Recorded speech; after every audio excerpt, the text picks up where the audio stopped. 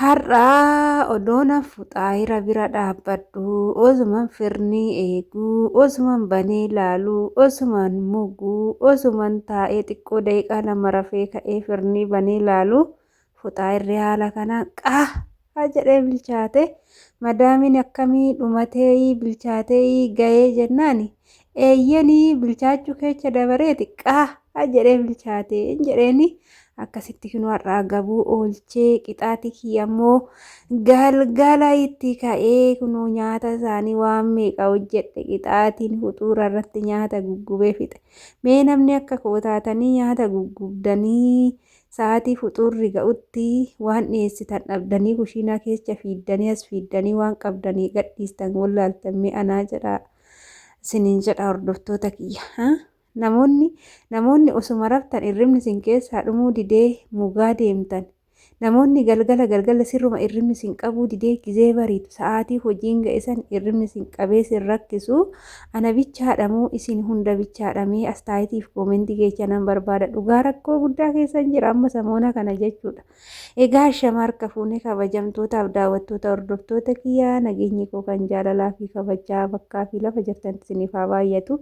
Anis obboleettiin keessan bakkaa fi lafan jirtu waaqayyoof galannaa ga'uu nagaa fayyaa kootidha. Isinis akka nagaa fayyaa naaf taatan waaqayyo irraa abdii guddaan qabaa. Egaa hordoftoota kiyyame gaafii kan natti ta'ee kan ana bichaadha moo ijoollee hunduma moo kan jedhu gaafii natti ta'ee jira.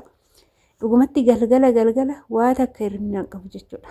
Osoo rafii naan jedhani sa'aatii hojii gizee tokko xiqqoo hojii fixannaa mire sa'aatii sanii halkan guutuu hojjechaallee doombulee homaa takka natti fakkaatu sa'aatii tokko sa'aatii lama yoo ta'e amma baatii kana baradheen doom bari'ee ganama sa'a yoo bari'e garuu ani kan jedhu sa'aatiin garuu daqiiquma tokkoon herreegaa miti jalatti ani natti fakkaate garuu daqiiquma tokkollee natti fakkaan daqiiqaa lama herreega ta'e waan isaan beeku irribnis dura nan fudhatu irribni yoo na fudhate yoosuma bari'a odoo rafes natti fakkaatu kan waanuma ciisee ka'u natti fakkaata innaa har'a kaakunoo odumaan kushiinaa keessa hojjedhu jechuudha. Fuxaayira illiim haadha ishii godhee guggubee fixe jechuudha. Odoo maal ta'u osoo dhaabbadhee mugu jechuudha. Mee yeroo hojjettan gizee kushiinaa fa'aa hojjettanii ijoolleen hin munne hin jirtu irribni namoonni hin qabne odoo dhaabbatta oduma deemtan kan raftamme ani odoon deemu faana raffisaa odoon dhaabbadhu na raffisaa osuman hojjedhu fa'aa irribni na qaba jechuudha. Hojii san dhiisii deemi rafi na godha jechuudha. Guyyaa baa gizee nyaata hojjedhu hojii san dhiisiiti deemi rafi na godha. Gizee isaan rafaniitu inni jedhan narraa jechuudha. Dhugaa rabbii jechuudha. Gizee isaan rafanii akkattan dharra'u waanuman godhuu wallaala jechuudha. Bakka rafuufi hojiitu jira dhiisuufi irribni na qabe akkanatti samoona kana siqaayii irra jira. Namoonni akka kiyya taatan yoo jiraattanii osuma deemtanii kan raftanii osuma dhaabbattan kan raftanii barri kunis darbee midhaan gabataarra bulaa jedhan namichi. Nuufis guyyaatti deebi'ee barri kunis nu darbee jireenya kana keessaallee baanee nama taanee irriba dharraanee dheebonnee inuma rafnee quufnaa irribuma kana inuma quufnaa jennee dharraanu dhugaa meeqa keenya mi'asii yoon gale oggaa tokko irribuma rafa kan jettanii hawwitan. Ani garuu biyya galuun koo irribuma rafuufi malee hojii hojjechuuf waa takka gochuuf miti jechuudha. Gaggaa tokko bakka irribuma rafee yoonan irribuma na keessatti kuufame kana yoonan fixe dhuguma ani nama kan jedhu faan herreega jechuudha. Innaa namni akka kooti biyya galee irriba rafeetuma yoonan quufe akkuma namaatittuu irriba gizeedhaan rafee saniin booda mahara ganganama gizeen irribaa ka'u irribni satatti jedheen irraa badee quufee fuulli kiyya na bareedee ka'a kan jettanii dharraatan jirtu ijoollee nyaataa miti kan nama furdisu nyaataa miti kan fuula namaa bareechu dhugaan sinitti himaa irriba gahaa hin qabne taanan sammuun ilma namaa boqonnaa hin qabu taanan bifatti ni xoologuu bakka namummaa keechaa bu amma nuti maaltu nu xoolesse beektu nyaata dhabneetiin jira nyaanni biyya arabaa nuti kan nu xoolessee namummaa keechaa nu baasaa jiru irriba jechuudha. Irriba rafnu yoo xiqqaate guyyaan tokko sa'a 24 qabaa jechuudha. Sa'a 24 keechaa boqonnaan keenya yoo guddate sa'aatii 4 jechuudha. Ijoolleen anamma gaafa sa'aatii sharrafe sa'aatii dheeraan rafe jedheen gammada jechuudha isiniif galee inna agam nuti yoo rafne amma ramadaana kana keessa ijoollee baay'ee sa'aatii lama bichaa kan rafantu jira. Bakka hin beeku ani jechuudha akkana jedhee ibsuufis dubbachuufis hin ulfaata. Maaliif argaa jirras waan ta'eef ijoollee sa'aatii dheeraan rafne boqonnaa hin qabna kan jedhan immoo sa'aatii 5 jechuudha. Kan waan eebbisee immoo mana tokkotti kan waan eebbisee jiraachuu danda'u madaamii waan eebbisee ganamuma uleejiidhaan kan waaqayyoon rukutee nama kamuu ija tokkoon laaltee akkasumas immoo garaa ishee nyaattu jiraachuu danda'a. An akkasii sun immoo sa'aatii dheeraa rafuu danda'u jechuudha. Inna kanaaf hordoftoota kiyyaa dhugumatti jireenya akkanaa keechaa teenyee maallaqa keenya bakkuma barbaannetti ergina jechuudha. Gizee tokko ani bar jireenya akkanaa keessa taa'anii ijoolleen akkamti jaalalleedha jedhanii nama tokko ollaan irraa baranii bifa isaan beekanii haala isaan beekanii namni kun eenyu akka ta'e hin beekanii sanyii eenyu akka ta'e hin beekanii zim jedhaniituma si jaaladhe jedhee afaan tolee itti haasa'ee akkamti maallaqa kaasanii ergu kanaan jedhu ani gaafii natti uumaa jechuudha.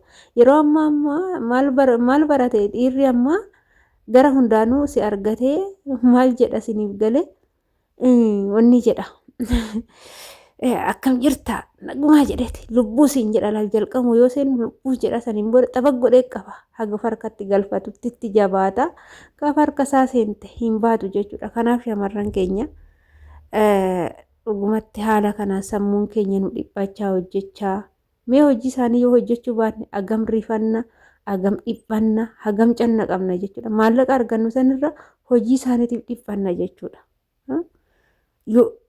Yoo isaa ganama yoo ribaa kaane waan meeqatti asiifachi fiinne waan meeqatti dhiphanna beektu boqonnaa tokko doon argatiin ganama yookaan hojiin gamaa gamana nu haguugee mee ganama yoo ribaa kaatan kushiina maal fakkaata ijoollee.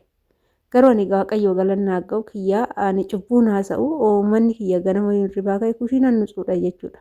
Yaani nyaachisee xumuree rafa baay'ee na jalaan balleechanii ganama yoon koo xiqqishuma na jalaa balleechuu jechuudha. Inna guyyaallee jala ofuma kiyyaafan hojjedha waan ta'eef jala dafee hojjedha. Garuu gizeen hojii xumuree baay'een dadhabbii hagana hin jedhamne haga lafaa ka'uu dhabuu dirasiitti nan dadhaba. Garuu haa ta'u immoo homaan jedhu jechuudha. Garuu haa ta'u ijoolleen keenya akkanatti dhiphannee cinqamnee dirqamnee hojjenna.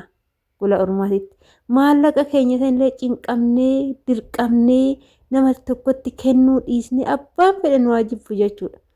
Abbaan anamma akka mataa kootti abbaan barbaade naa jibbu humna kiyyaan hojjedhee arrafamee ifatamee namaa gadi ta'ee fidee namni ittiin akkana jaalatu hin barbaadu. Waaqayyo kiyyaaf waan waaqayyo kiyya narraa eeggatu waaqayyo kootii nan godha kan waaqayyo koorraa naa hafe waaqayyo naaf haa eebbisu waan ayyaadeef kaayyoona keessa jiru saniin galmaan gaachuuf dhiphadha malee dhiira jaaladhee maallaqa erguuf hin dhiphadhu jechuudha. Kan mana koo maatii koorraa adda na baase kan jiruu kophaatti na filee gola ormaa jiruu kophaa koo na jiraachisaa jiru naman wajjin haasa'u dhabee xaaraa gandaatitti mana gandaatitti akka maraattutti kanan haasa'u maallaqa kiyya argachuuf inni tokkoffaan. Inni lammaffaan mul'ata na keessa jiru san kaayyoo na keessa jiru san galmaan gaachuuf jechuudha. Kanaafuu ani maallaqa argadhee namaaf kennuu osoo hin taane kaayyoo maatii kootirraa na baasisan abjuu hirriba na dhoggee na xaarsitu san bira ga'uun barbaada waan ta'eef nama tokko onlaayiniidhaan barbaade maallaqa kun ergu akkama yaada mataa kootiifuni yaada mataa nama biraa hin beeku jechuudha. Innaa kan na jaalatu sun immoo maallaqa kiyya osoo hin taane namummaa kiyya yoo jaalate innis waan isa fakkaatu hojjete erga na jaalatee ta'u bultii na wajjin ijaarrachuu barbaade jireenya na wajjin jiraachuu barbaade maatiin qaba haadhaaf abbaan qaba akka aadaa biyya keenyatitti akka seera biyya keenyatitti maatirraa fixatee yoo xumurate akka abbootiin keenya ba'anii hawwootii keenya warra isaaniitirraa fudhatanii bultii ijaarratanii wajjin jiraatanii nu horan kanatti akkasitti akka dhiiratitti akka dhiirri ba'ee intala shamaraa fuudhutti ba'ee kan na fuudhuttan heeruma malee kan si jaaladhe birrii ergi mana ijaarrannee wal fuuna naan jedhutti hin heerumu jechuudha. Kuni filannoo mataa gootiiti jechuudha. aadaa duubatti hafaa jettanii jireenya keessan hin balleessinaa dhugaa rabbii. Maallaqni biyya Arabaa yoo biyya ergan sharafni ishiin guddatti. Birrii kan ofii harkaan qabdanii takkittiin nama lakkooftan hin beektan garuu agana nyaadha jettu hundi keessanuu. Kanaaf boru sin qoccaa. Humni har'atti taphattan boru sin boochisa. Humni kun deebi'ee dhufu siniin jechuu jaaladha hordoftoota kiyya. Kanaaf wadaraa keessanii waan hojjetattan qabadhaa siniin jechuun affeerraa kooti. Boru sin gammachiisa. Humni har'aa balleessitan boru gaafa humna fixxan immoo boontanii teechanii nyaattu jechuudha. Humni nama wajjin hin hafu hin dhumata gizee isaa eeggatee siniin jedha. Egaa viidiyoo kiyyaa har'aaf asumarraa nan goolaba. Turtiin wajjin gootaniifis ulfaadha galatooma. Mana kana laayik sheer gochuun nu jabeessaa siniin jenna. Hanga viidiyoo biraatiin walitti deemtu turtii gaarii siniif haa ta'u. Baay'ee.